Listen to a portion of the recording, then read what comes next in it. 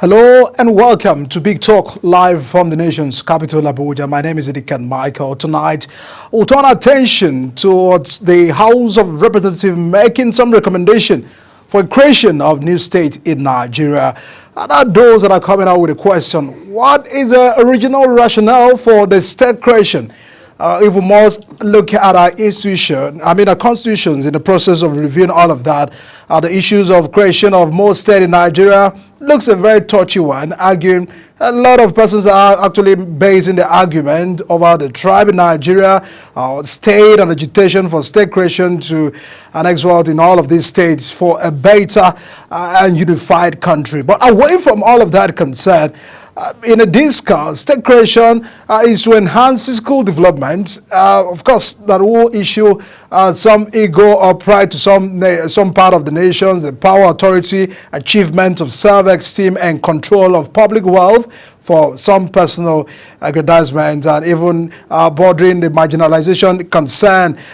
All of that are the debates over the balancing the number of states within the cardinal structure in Nigeria and agitation for creation of more state. As some part of this country marginalized, that is the question, do we need more state or we need better governance in the respective state that we have in Nigeria? That is a projection that we'll be having tonight. Just last week, the House of Reps had made move to create more state. Let's begin. I'll show you some of those names there proposed from the North Central. From the North Central part of the country, they have proposed Benue, which is Benue Allah State, which is to be created from the present Benue State, and also Okun State from the present Kogi State. Okura State from the present Kogi State, also the Confluence State from the present Kogi State, Agba State from the Benue State, and also Apa State from the present Benue State as well, the 37th state, namely Federal Capital Territory. These are the 7 states that are projecting from the North Central of Nigeria. When I get to the Northeast, what are the itemization from the Northeast? We have Amana State from the present Adamawa State. We also have a Katamgum State from the present Bauchi State, Savannah State from the present Borno State, Muri State from the present Taraba State. These are the few states that have also been proposed to be created from the Northeast. Now to Northwest.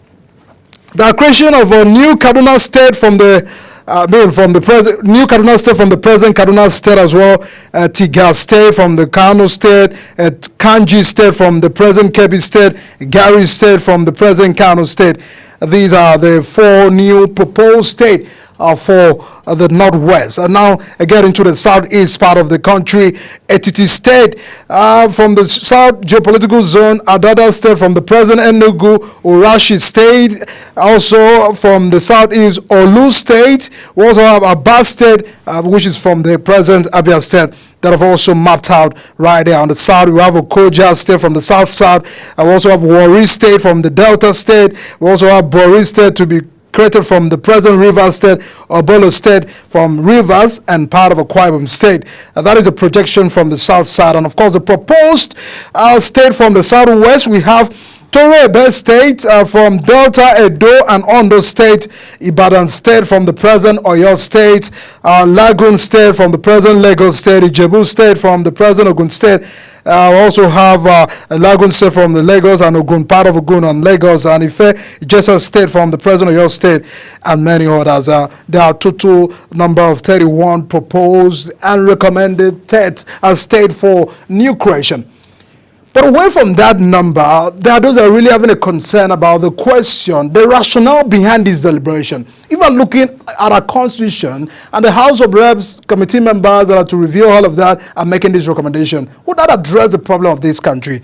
Tonight, I'm being joined by the Executive Director of for the Masses Foundation.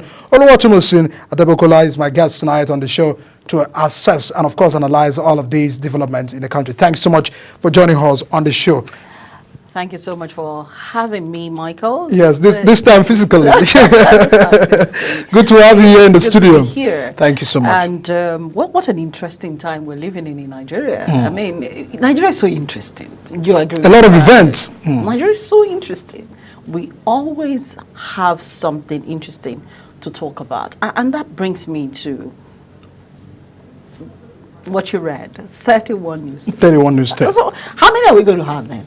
That's 36 plus 31. Oh, that's not much at all. Just about 67 new states. How many does America have again? Last count? 50. About 50 of them. Oh, because I know they're still trying to. Yeah, yes, they're trying to create more So states. they have 50. How much land do they have in America? So you see, They have more population than Nigeria. population. So I usually would like to ask questions like, what is the rationale behind the idea that creating more states is the solution to our problem? And I'd like to draw a bit of statistics.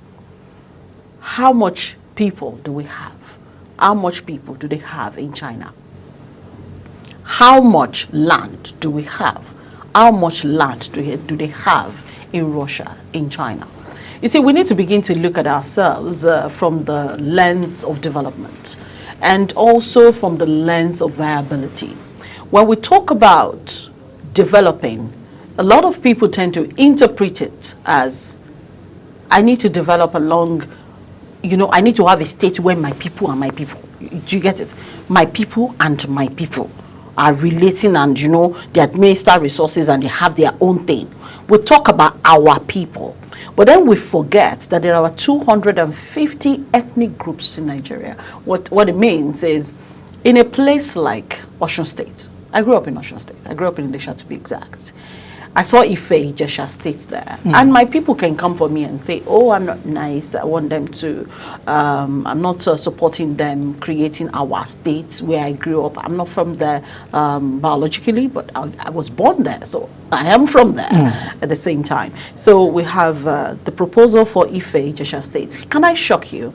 Do you know that Ife people and Ijesha people do not speak the same language, the same dialect? Our dialect, our tones are very close, but they're not the same. Now let's broaden it a little. It's even easier to create an Ijesha state and then merge some parts of Ekiti state with it, because then the language is closer for some people there.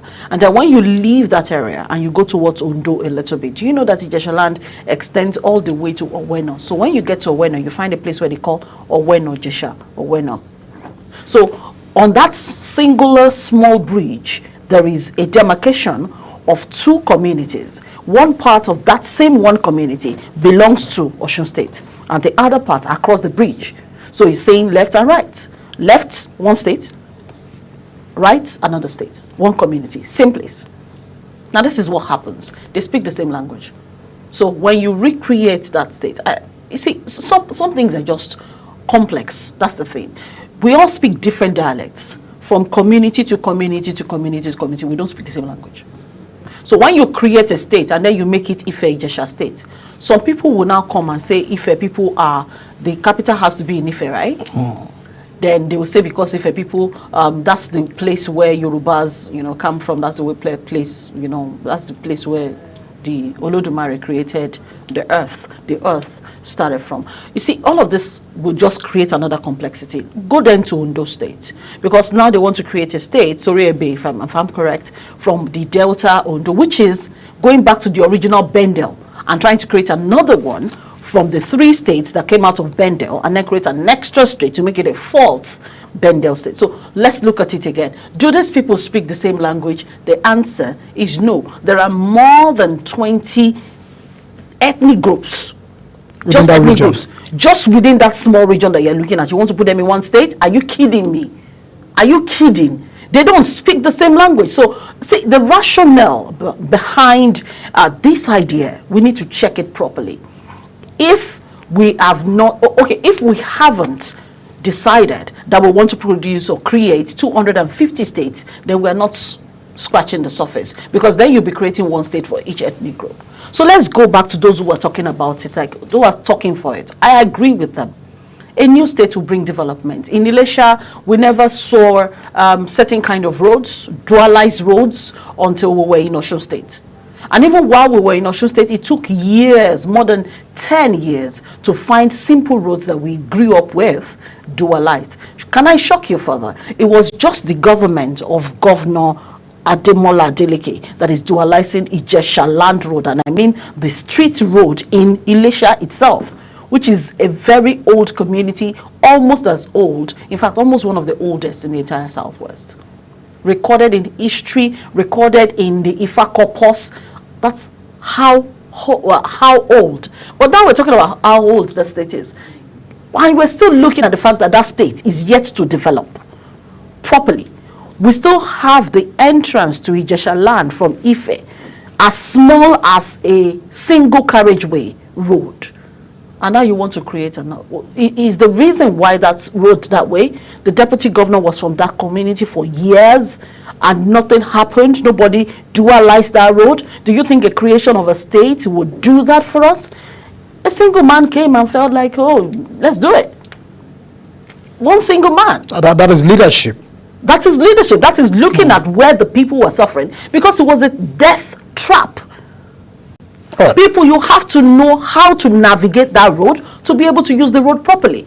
So I agree that creation of states brings about, development of some sort. But how viable are the current states that we have? How viable? Do you want to look at it? Should we look at how viable? Do you know how much revenue they're generating? How much money they're owing banks within and outside the country? Do you want to look at the debt profile of states in Nigeria currently? Over 26 states are owing so much, not generating enough. And then we want to create more states. And then we say cost of governance is too much. Are we not talking about cost of governance again? How do we talk about cost of governance and then you want to create more responsibility for the executive when the legislature is not taking the responsibility of cutting their own expense? Who's cutting the expenses of the legislature? Why are they not coming up with bills to say, I slash my salary, I reduce my amendment of office, I'm no longer going to be doing constituency projects, and I'm no longer going to be lobbying for projects for my constituency under any guise. We're no longer going to be adding extra to the budgets when the executive brings it. We're just going to take whatever. When are we going to have that conversation? The cost of governance in Nigeria is humongous, and we can't afford it. How much of our budget for 2025 are we actually how much revenue? How much are we generating? How much are we using for debt servicing? And then what is left? What is the deficit there? Do we have the money? No, you and I, let's talk about it. We're journalists. Do we have the money? We don't have the money. So when you create a state, you have to fund them. You have to fund the states until the state becomes viable. Now, of the current 36 states that we have, tell me, if you can give me 20 that are viable, I'll clap for you. Please give me 20 that are viable. I mean, we are still trying to track the numbers of the state that are actually viable. That are viable. And then we want to create 3 new states out of Benue State. I mean, when they look at what was the motive for the last increase of states towards 36, it was also to see how they can, unify the country or go towards the southeast. They were concerned of trying to create more states from that. Southeast needs an extra state, right? People are talking about it. And then when you looked at the southeast, there were 4 proposals, if I'm correct. There were 4 different states that they want to create in the southeast. If we take a look at that number again, I think it was 4 for the southeast, right? Yeah. So when you do that, you create one more state, because the southeast has 5, right? The South has how many too? I think 6. Yes, South has 5. Currently? The current state of South about 6 of them. They have 6. So the Southeast is the only state in Nigeria, the only region that has 5. So if we're thinking about creating one extra state for the Southeast, for the sake of what you just said, see, I'm not saying we should not create states. That's not what I'm saying. No, we're looking at even the. I mean, we are trying to. Can we pause a bit and take a mind towards what we have? A proper time for us to review and look at where we are coming from, and where possibly we'll be going to, because that is where you can actually measure how the growth, and development within the country. Yes. Because when you look at a production. And those that are having attention and concern that some states are blessed with these, some states are better off with these and all of that. And because there is a comparative advantage, in development. What are we tapping from this area and all of that to get a workable economy? Okay. So the way the federalism works, it's still resources from all the states. still tapped and goes to the federal. Then we share the money, and then then we share the money, and then everybody has their share. I mean, that's the model that we practice as we speak. It's not a bad. Is it working? I wouldn't say it's a bad model. I mean, it's equitable justice, trying to make sure that nobody is left behind. And I totally understand that, Michael. I totally understand that. But can we have conversations like, are your local governments working? Why are the people talking about creating states? Why are they not talking about creating local governments so that development can further reach their people? Okay, so typically, the poorest, and I'm talking in terms of local government that doesn't generate so much money and gets something from the federal government as we speak. The poorest of them would collect nothing less than 200 million every month. So let's talk about it. The federal government already does not have a lot of money, and then let's create more local governments. Wouldn't it be better to make the 20 states in Lagos 57? Wouldn't it be better to make the Kano states 40? Make it into a 50 state, and then go into communities where people actually need help. Imagine that you have a local government chairman that is from, say, a typical environment here, Abuja Municipal. All of his energy will be concentrated on basic infrastructure for his people in Abuja Municipal. That is going to be his concern. Am I right or wrong? Absolutely. But now let's assume that we make Abuja into a state and we divide Abuja into two or something, and then we now find a way to now give it a governor.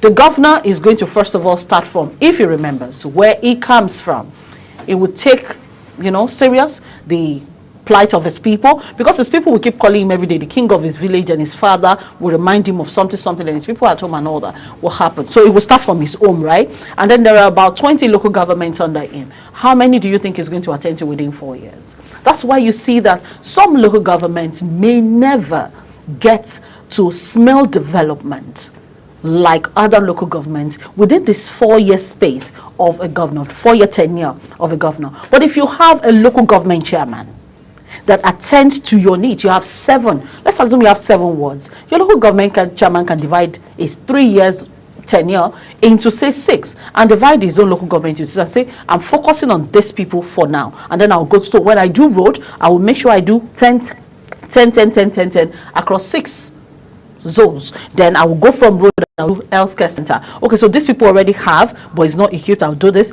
I need to build one here. It would begin to look into the direct needs of the communities, because he is amongst them. He is from there. He is closer to them.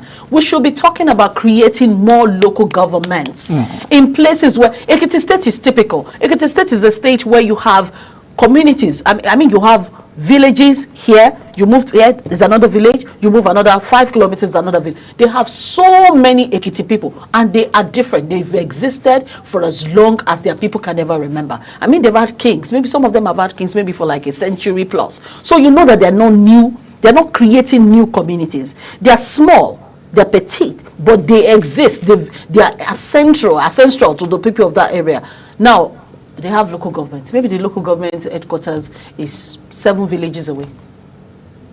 But you pass through all of these villages, they have bad road. You pass through all of these villages, there's no primary healthcare center. You pass through all of these villages, they don't have, none of them, not all of them have schools. So you have some whose children have to go to secondary school 3 states away, 3 villages away, 3 Ekiti communities away. So one is maybe Ola Ekiti, the other one will be Ise Ekiti, the other one will be something Ekiti. The children here don't have secondary school, but they have the nearest secondary school to them 3 communities away. So they pass through the bush to go there, and then they become vulnerable to insecurity. But if you have a local government that is closer to them, don't you think the local government chairman and that's the extent understand? That's the extent we have that tier of government. That's why we have it.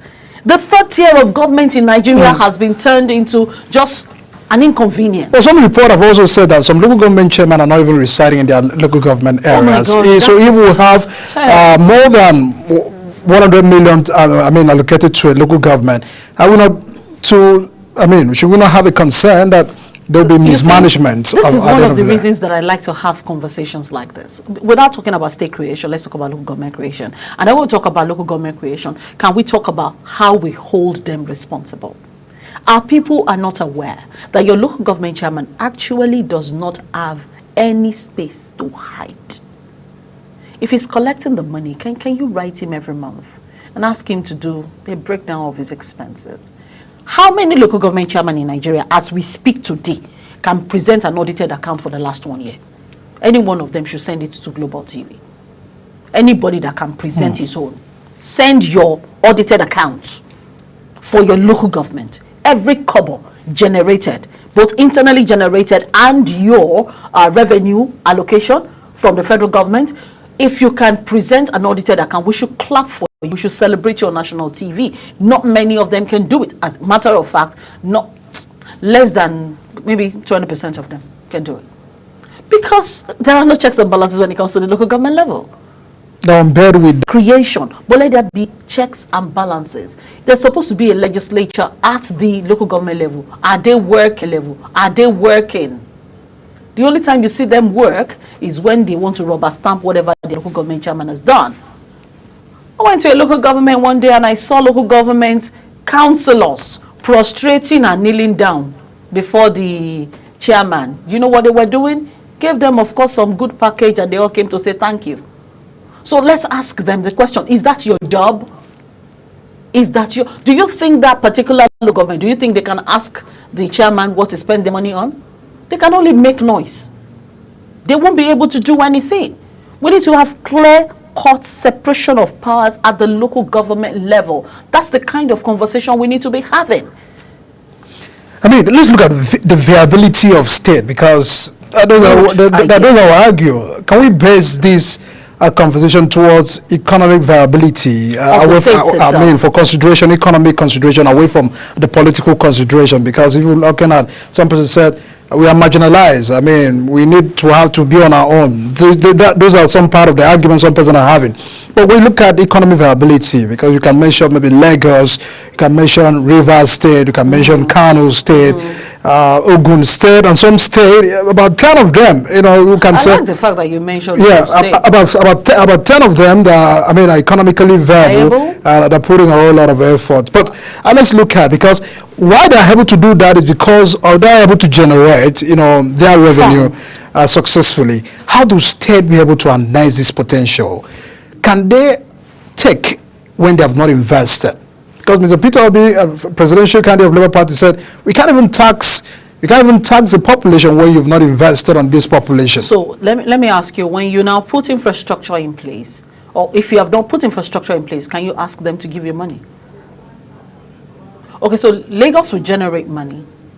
Just about a few days back, the governor announced that Red Rail, the newest rail project that kick-started last year, was going to double, and I think was going to increase the number of trips it does per day to 4, I think in the morning and 4 in the evening. I think it used to be 2 each, now it's doing 4. The Blue Rail was doing about 500,000 people. So let's look at it. It means the government of Lagos State generates, each time you go on a trip, they have a cowrie card. You tap in, minimum of 500 naira, and multiply 500 naira times 500,000 people, and then I have another one, and on another route within the state. So the more they generate from the transport sector, the more money they make. Isn't that correct? Now, in more than... And some person from Lagos are also residing there. Do you want me to talk? In my candid opinion, Lagos State should just buy from Kobakpe all the way to Lagos, to Bega. Just buy that part. They will extend development towards that. Just extend development. Just buy it. Just the same way Donald Trump wants to buy Greenland. Abi? If somebody wants to buy a country, why can't a state buy part of a state? People will come out to protest that. Do you know that if they talk about majority, two-third majority of the people in that area and their representatives, both in the House of Assembly, the National Assembly, at the local government level, what I'm telling you today, they will find that kind of majority. They will find it in such a quick succession that people will be wondering. The people of that area will jump on board the idea of Lagos buying them. Yes. Go to the Ado Delta, part of Ogun State as well. It's the same thing. They have not smelt development in a long time. My foundation did a trip through that place July, August, and it was an eyesore. For more than 2 days, we were on bad road. Bad road, no asphalt, nothing, just dust. Heavily industrialized area. Heavily. So the companies that are there are only, doing whatever they can do in that area because they've been there for a long time. Just imagine what it would take. Get an income. That I think this school is called the North American University. Is that the name of the school? Something American University is in the north, right? Yes, Adamawa State. Is in Adamawa State, right? Why are people going there? Do you know how much money they pay in that university? Why are people? That's the question. Why are people going there? It's because it is safe. Because the person who owns the university did not just start a university. He made sure that they were safe. Do you understand? Adequate security. Every state in Nigeria has something that is sellable. Real estate, for example. We're talking about viability. And we're talking about the seaports. Let's even look at the seaports. Okay. Let's look at real estate. Housing opportunities. Are we centralizing our development? Because there are those that are really bothered. It seems that we're concentrating, one area or the other, and thereby leaving some other state vulnerable. Like for instance, Lagos. Instead of going to buy Ogun State, can Ogun State also have their own capacity to do their best? I'm telling you by myself, and they can quote me and then go back and fact check me. From the government of Otumba Gbenga Daniel, Senator Gbenga Daniel now, after his tenure was Senator Ibikunle Amosun, right? Another 8 years. And now, another 8-year tenure of Prince Dakwa Abiodun. Am I correct? 16 years if it comes together. That's 8 plus 8, and then this is 24. Akute, Alagbado, Ado-Duota. The entire Ado-Duota community made up of over 32 towns, not villages, towns with kings, not bales. So, you have a community that will have a king and then they will have maybe like 10 bales under each of them. Towns, they don't have tarred road. No tarred road. Ibafo is a community on the Lagos-Ibadan Expressway. Ibafo is quite popular. I mean, everybody should know where Ibafo is. Immediately you leave MFM University and the school and the church. So do you feel if companies should go towards those areas, they can be developed? Just imagine, now they have Chinese companies in Ogun State towards the expressway. Off this part, but then going towards the lesser domesticated areas where people don't live. Companies are now more on that axis. So Ogun State is even generating more money, selling land, right? So shouldn't they now be investing it? So see, I think it's about the kind of leaders that we have. It's not about the viability. The creation of even, this introduction. Thinking about these opportunities. If you come into power, if you come into a position of power without already having the mind of the people right there, you do not know their needs. You come into power, your recommendations will come from your aides, the people that you surround yourself with, who are obviously not going to tell you the truth. Because he who pays the piper dictates the tune. Even if they have the truth, they won't tell you because they are scared. They don't want to lose their jobs. Many of them will come and say, sir, let's dualize this road. When there are communities, hundreds of communities in your state that don't even have a normal tarred road. It's not a luxury. It belongs to the people. It's something they should have. It's a basic infrastructure. When you have communities in your village, in your town, in your state that doesn't have a school, there are many states in Nigeria like that. You don't have states. For example, we have states in Nigeria that can feed other states. Do you know that the combination of Niger, and it was quite interesting from the North Central. I said that it is Kogi and Benue that want to divide. What happened to Nasarawa? What happened to Niger? Niger has so much of land. Niger in land size is what is the biggest in Nigeria, if I'm correct. So if you have Niger not wanting to divide, do you know that Niger State can feed us? Niger State producing food alone. If they concentrate, if the governor of Niger State makes it his duty, do you understand, to make Niger State into another food basket. If the Benue State that we know as the food basket resuscitates its agriculture, if they solve the issue of the livestock and the farmers and the problems that they have, and they focus on producing food, do you know that food will not be expensive? Benue yam is so expensive, it's so scarce. Now, we're eating Abuja yam.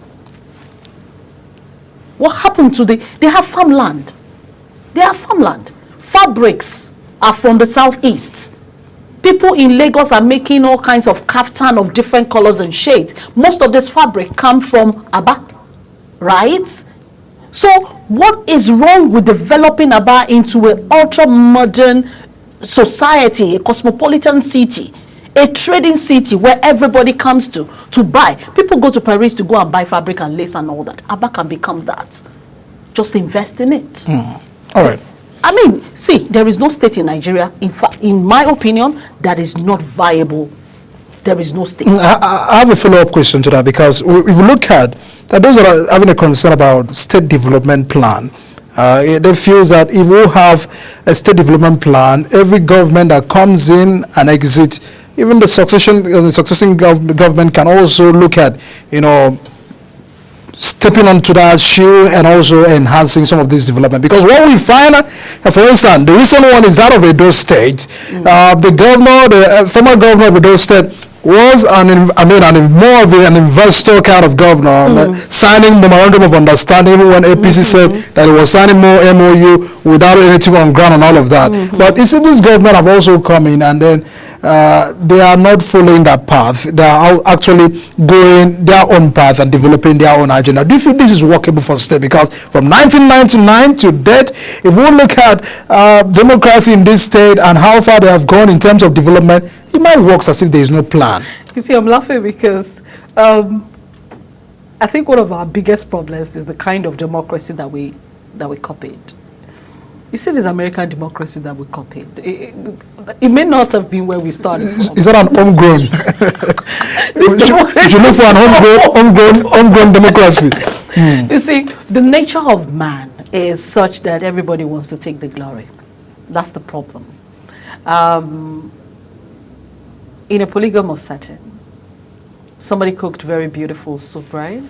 And then somebody bought a very beautiful dish and said, this is what we'll be using to serve our husband. When you present the soup or the food to the man in the evening when he's eating dinner, the man will say, oh my God, this food is so sweet. But because the other wife is also there, won't you thank the person that bought the plate? Can't you see that the plate is also beautiful? Do you understand? We are too jealous of one another. And that's why I said our leaders need to have the mind of the people. If there is no continuity, we are wasting resources. People need to get to a point where they know that. And we need to start choosing leaders who understand that irrespective of what agenda you have as a person, you have your own personal ideology, right? And then your state has its own maybe set-up plan. You need to step aside, put yourself aside, and then put the people on the table. My predecessor did 1, 2, 3, 4. Is it beneficial to my people? If it is beneficial, can we retain it? Can we complete? I praise my governor, and I'm talking about Governor Babajide Sanwo-Olu. The first set of things that Governor Babajide Sanwo-Olu did is completing the projects as far as the projects of our president when he was So it looks like Lagos have a plan. Forget the plan. Let's talk about what happened. Yes, there is a plan, right? Those that said Lagos have a plan. Yes, Lagos has a plan. So every governor that comes in follows suit. Lagos has to follow the plan. But doesn't mean that the governors don't chart a path for themselves as well. Also to... And then just to be able to say, I initiated this project and I did it. The Lagos State Plan was the red line, which we all grew up to know in Lagos. We started a long time ago. Sanwo-Olu came up with blue rail, came up with green now. He's talking about orange. He's talking about blue. He's talking about, he's done blue, he's done red. He's talking about green, going to the Ekpe axis. He's talking about orange. He's talking about these different rail projects. It's still interconnectivity, right, of the different communities in Lagos and making it easy to transport via rail, right? But he came up with the idea of calling it different names. So it's a concept that cannot be removed from that project. His name cannot be expunged from that project. The rail system is in the master plan, but he has succeeded in, making it colorful a little bit and doing something of his own with the original project. He didn't derail, right? He just made it better. In my candid opinion, he took projects that were half completed and he completed it. He took projects that were semi-completed, 85%, he completed it. Those that were 50, he completed it. Because why do you waste resources? Do you know how many federal government buildings are in Lagos that are just there? Not completed, abandoned. They can be sold to make money. They can be sold to generate good money and then use the money to develop something massive for the people somewhere else where they need it. There is opportunity to grow But people need to stop being individualistic in their mindsets. You know, when we have two different political leanings in this country, you know what it means? When people come out, they say, because he does not belong to my political party and we have chased them away from power, everything they did is wrong. Then we find a way to start blacklisting and talking down on every single good thing that they did because it just made sense to us. So let's celebrate President Muhammadu Buhari, who got into power, and every project of President Goodluck Jonathan, he finished them. He prioritized finishing the second Niger bridge. That bridge was supposed to just be abandoned, Abi. You should just leave it, Abi, because it's not his project. Of course, they will come up with the political conversations around, oh, they wasted money, okay, it was appropriated for blah, blah, blah, blah. Yes, but they completed it, right? Which is what we want development and we want consistency. Don't do something halfway. Your predecessor has spent over 20 trillion naira, maybe borrowed funds, doing something. You now come back and say, whatever I did, they didn't think about it very well, we're not doing it again. Well, I want to do my own. It's not responsible. No responsible leader should be doing that. So if there is a good project there and you get into power, you're fortunate to have gotten the mandate of the people and you're now in power. Why else would you want to sweep it under the carpet and say you're not doing it again? So do you support people initiating projects without completing it? Don't you think there are projects that you can just not complete? Let's look at it that way. There are projects that you may not be able to complete, not because you do not have. So for initiating them, you had good intentions for initiating them. The people needed a general hospital, for example. But from all you started a general hospital, you built it. But from all we've seen, you handed it over. But you buy equipment. We've also seen people initiating this project just because they want to amass wealth out of it. For instance, look at people that they have no business for airports. They have started and investing more funds and allocation to airport creation. They have not started. They already own the airports because their predecessor built them an airport. And people were complaining and saying, we have airports. What are we doing with it? There are states like that. Yes, I know. They have airports. So they will need that in future, but it wasn't a priority. So let me ask you this question. So you see why I say our leaders need to put on their thinking cap. You don't produce food, right? You don't have good roads, yeah? And cargo airport or cargo train may just be one of the best best investments for you. So you decide to do a cargo airport. Please, which community should you do it? The heavily industrialized community or the education community? Industrialized community. Okay, so you now put it in the education community that is about 3-4 hours drive to the industrialized community. Because it's from the governor's entire district. So see, our people need to begin to think. When you also want to propose a project to that governor, as somebody who serves under him, you owe it to your people. Because you collect salary, that money belongs to the people. You're being paid from the coffers of the people. Recommend projects that will serve the people. Don't just want to put the name of your governor on it. If you put the name of your governor on it, the next governor may not like him and just remove his name and put his own. Right? But do a project that will serve the people. If you do a cargo airport in a state that is not producing anything, that is not exporting anything, that is not selling anything, what exactly have you done? You've invested in the future. God help you. Are you saying that that runway would last the number of years before that state becomes heavily industrialized? Can we just focus on where we are good as a people? If your assignment, if your state is known for food, produce food. If your state is known for rubber, produce rubber. If your state is known for ceramics, produce ceramic. If your state is known for agriculture, that should be your focus. If your state is not industrialized, what are you doing? Who are you selling it to? Why do you want to? Because if you heavily invest in infrastructure, you've made the lives of your people better. But then you must do not just infrastructure. Just imagine that you now do something like a resort center, something that would attract tourism. You have opened up your state for visitors.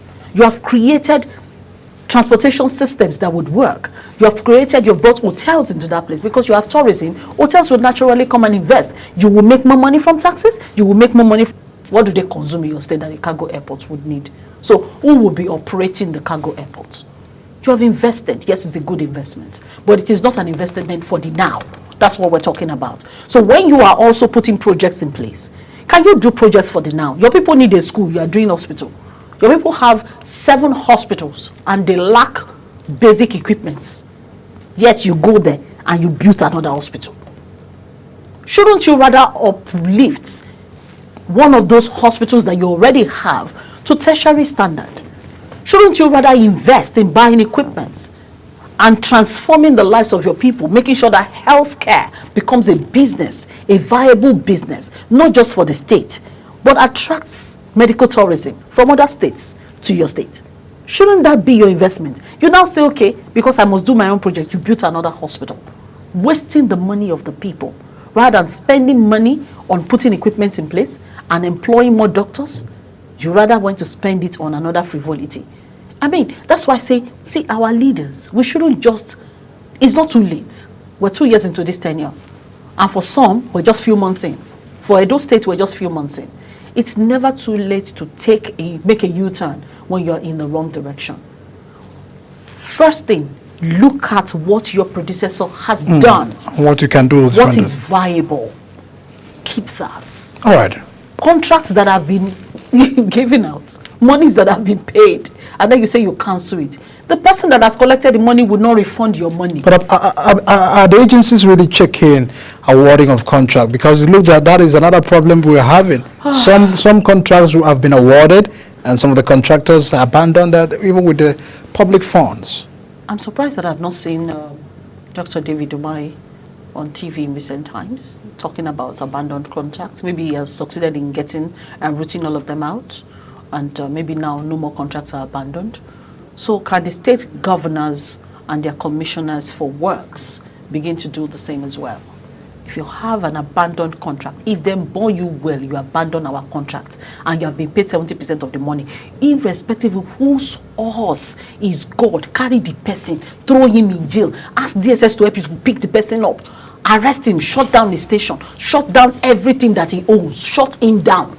That they can return Get to site. your money back. Or return to site. Or return to site. As Minister Wike. If we don't hold people to account, we will keep wasting money and time. Time is very expensive. Once lost, it can never be gotten back. Somebody collected your money 2 years ago. He was supposed to do a road project. There have been many deaths. In fact, the man should be held to account for the number of deaths that have occurred on that road because he abandoned it.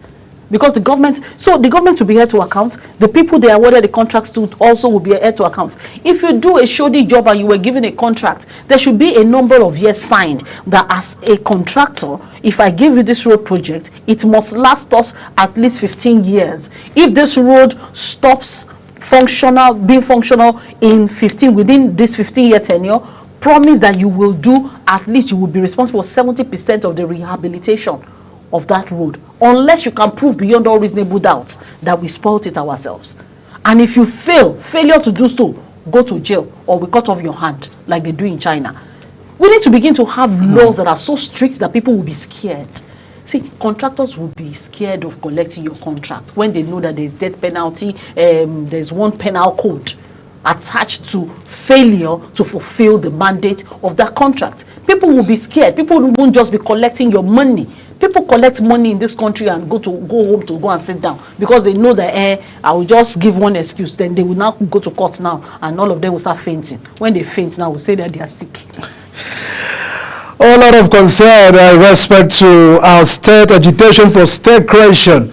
Many states do not have a state development plan just to be able to enhance succession plan as well in terms of driving development in the area. Before we can now take a bit to look at creating more states, can we look at economic viability?